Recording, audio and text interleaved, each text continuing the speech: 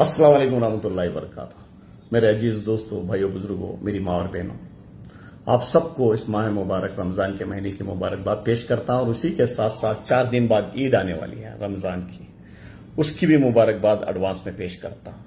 और इसी के साथ साथ मैं इस मौके पर बहुत ही कम वक्त में ये कहना चाहता हूं, अशरफ साहब, मैंने कल आपका प्रेस मीट देखा, उसके अंदर आपने बहुत सारी बातें कही हैं। ठीक है, वो पॉलिटिकल है और कौम का भला हो रहा है, तो उस भलाई के अंदर हम भी आपका साथ देने तैयार हैं। और दोनों के ऊपर धांधलियां की हैं दोनों चेयरमैनों ने, उसकी पूरी इंक्वायरी करेंगे, अल्हम्दुलिल्लाह वो भी करवाइए, उसके अंदर भी साथ देंगे।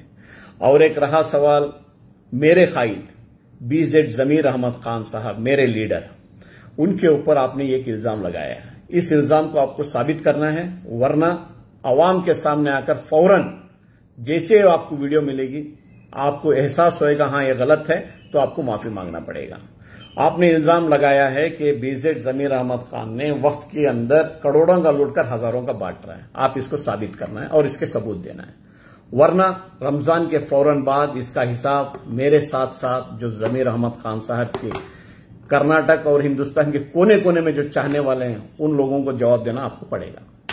महंगा पड़ेगा जवाब आपका, क्योंकि हर एक, जब से इन्होंने मिनिस्टर बनाया है तब से लेकर आज तक हर एक महफिल में, हर एक स्टेज के ऊपर ये कहते हुए हमने 100 बार हमने सुना है, वक्फ की जायदाद के अंदर कोई भी 1 रुपया मारने की कोशिश करेगा, वो खुद और उसके बीवी बच्चे कीड़े पड़कर मरेंगे बोलकर। क्या आपने ये नहीं सुना?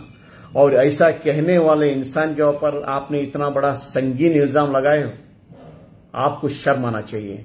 आप जमीर अहमद खान साहब को पूछ रहे थे, शर्म आना चाहिए। आपने एक तहसीलदार को आप ऑर्डर नहीं कर सके, आप उस ओहदे पे रहने के काबिल हैं क्या?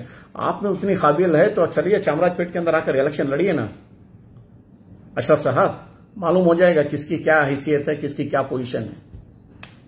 हाँ, रहा सवाल ये, मैं उम्मीद करता हूं रमजान के लाज रखते हुए आपने फौरन, आपके मुंह से गलती अल्फाज निकल गए हैं तो माफी मांग लेंगे।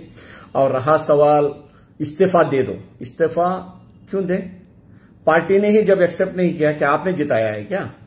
कौम मांगेगी उनकी, चामराजपेट की आवाम मांगेगी, अगर वो मांगेंगे तो देंगे। आपको अगर इस्तीफा लेना है तो सबसे पहले आप अनाउंस करो मैं इलेक्शन लड़ूंगा जमीर अहमद खान साहब के अपोजिट बोलकर। हाँ, पार्टी ने ही एक्सेप्ट नहीं किया ना जी, कोशिश की है, हाँ साथ रहने वाला, उसको मैं काम मेरे साथ किया है, अच्छा किया है बोलकर उन्होंने उसकी ईमानदारी को देखकर काम किए, इलेक्शन ये जिताए और जिताकर ओहदा दिलाने की कोशिश की। जब हाईकमांड ने मना कर दी तो छोड़कर आ गए। उसके लिए आपको क्यों इतना तकलीफ हो रही है? आप कौन से कौम के बड़े बड़े लीडर हो? तुम कौम के लिए क्या करके हो आप? हाँ, प्रेस मीट के अलावा कुछ किए हो रोड पर आकर? बोलो भाई। नहीं ना, चट्टे बट्टे बोलते हो ना, जहेज में लेकर आए हो। हाँ, एक लीडर बनने के लिए बड़े लीडर की जरूरत छोटे लीडर को पड़ती है, ये गुरु बनाना ही पड़ता है। हमने गुरु बनाया है, पार्टी का काम करते हुए, पार्टियों के लेवल का साथ लेते हुए, बैनरें लगाते हुए, चिल्लाते हुए, जयकारा पुकार लेकर एक को गुरु बनाना ही पड़ता है। क्या आपने पैदा होते हुए VP सिंह के गोद में झूले क्या आप भी चट्टे बट्टे ही बन के गए ना? खैर ठीक है, सब बातें बाद में करेंगे रमजान के बाद। सबसे पहले जो इल्जाम आपने जमीर अहमद खान साहब के ऊपर लगाए हो वो साबित करो, और अनवर के ऊपर जो इल्जाम लगाए हो उसके लिए एक शर्त करो, शर्त बनो।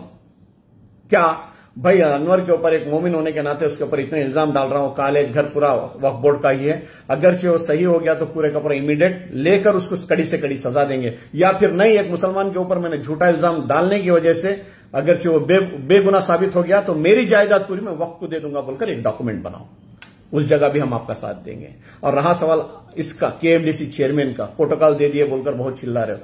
पार्टी के अंदर उसने 30 से 35 साल कुर्बानियां दिया है। आज जितने भी 224 MLA काउंसिलर जितने भी है ना, चेयरमैन वगैरह सब, जो कुर्बानी उसने दिया है पार्टी के लिए कोई नहीं दिया है।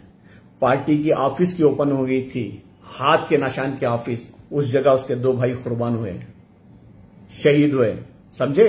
पार्टी के लिए कोई इतनी बड़ी कुर्बानी दिया हुआ इंसान है, उसको उसके ओहदे के हिसाब से उसकी कुर्बानियों को देखते हुए हुकूमत ने और जमीर अहमद खान ने एक ओहदे पर बिठाए। उसके लिए आपको क्यों इतना वलवला हो रहा है?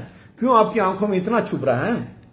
अगरचे आपको उसको प्रोटोकॉल दे दिए, वो ओहदे पे बैठ गया बोलकर आपकी आंखों को तकलीफ हो रही है, तो सबसे पहले जाकर प्रोटोकॉल अमित शाह का निकालो ना, प्राइम मिनिस्टर मोदी का निकालो ना। उनके ऊपर भी क्या क्या इल्जाम थे मालूम है ना आपको। उसको उसका वकार बचाने के लिए, उसके भाइयों का सदमा झेलने के लिए, उस लाइन से गुजरने के लिए वो रास्ता अपनाया उसने। क्या मंदिर के अंदर घंटा बजा लेके बैठता या फिर कोई मस्जिद के अंदर जाके अजान दे लेके बैठता मौजन बन के? उसका वकार को बचाने के लिए उसने अपनाया। उसके लिए उस टाइम पे उसको क्या जरूरत थी वो इसमें गया, वो उस फील्ड में। किसी का बुरा किया क्या? किसी का लूटा क्या है? तो वो भी सबूत लेके आइए।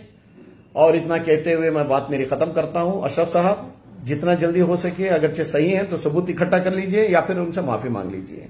दूसरा नहीं है, दूसरा जो कुछ भी है आप करना चाह रहे हैं करिए, हम ये तुम्हारा साथ देंगे। और अनवर का रहा, अनवर का गलत हो गया तो उसको सजा देंगे। आप गलत हो गए तो आपकी जायदाद वक्त को लेकर दे दो। शुक्रिया, खुदा हाफिज।